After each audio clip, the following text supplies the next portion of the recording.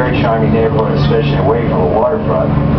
As this is where you'll find single-family homes, which are very rare in Manhattan. They're usually called townhouses. I think a day from the early 1800s, very charming and very expensive. Well, celebrities like that lifestyle, they can afford it. So if you walk around this neighborhood, Greenwich, St. Christopher streets, you might run into Daniel Day-Lewis, Tim Robbins and Susan Sarandon have a place here, Matthew Broderick and Sarah Jessica Parker. Rihanna's renting a place over here. And I probably have some Daily Show fans on board. Jon Stewart has a home on your left side. Now this building is red. It's kind of washed out red. It's supposed to look Venetian, you see. Julian Schnabel, he's that artist, now directs motion pictures. He built that and designed it. Built it with his own money. He has an apartment there. So does Richard here, called Palazzo Chapo.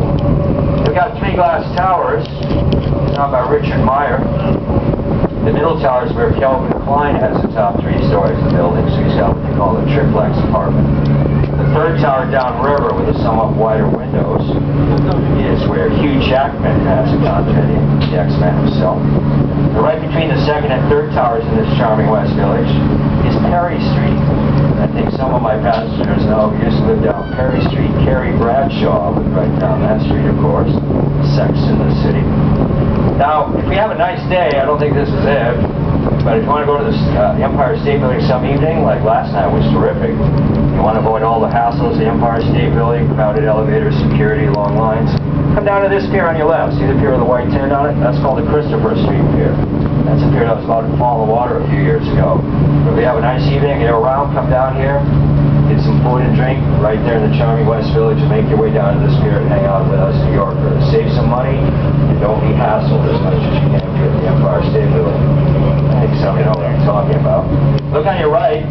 Here's the old Lackawanna train station. Those 6 boats lifts aren't used anymore. That's a powerful symbol of how important shipping was to early history. Before we had all the hotels in our rich attached Manhattan to New Jersey. The only way you could get people and supplies between those 2 places, of course, was by boat, barges, ferry boats, etc. That's one of many places they used to leave from. That's still in Hoboken, New Jersey, and you can get over here by taking a PATH train from Manhattan, PATH. It's a very charming little community over there. There's a great club there for music, by the way. If you like popular music, called Maxwell's. That's where the boss, Bruce Springsteen, used to play on a regular basis. Now, over here in Manhattan, you can't really see it because it's in the middle of the island. It's a neighborhood called Soho.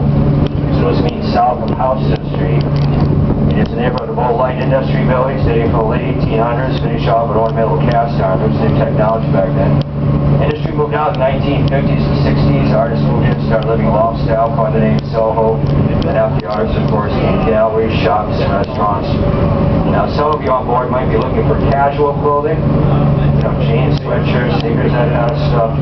I might suggest you go to Broadway, Greendale, and Houston Streets, where you'll find all kinds of stores selling those items. And especially for you ladies on board, young ladies especially, Topshop from London. Just opened their first American store here on Broadway. That's at Broome in Broadway, Broome Street in Broadway. Broome Street on your left, Heath Ledger, Joker, at his club. Carl Kamen, David Bowie also have places that interest in Soho neighborhood.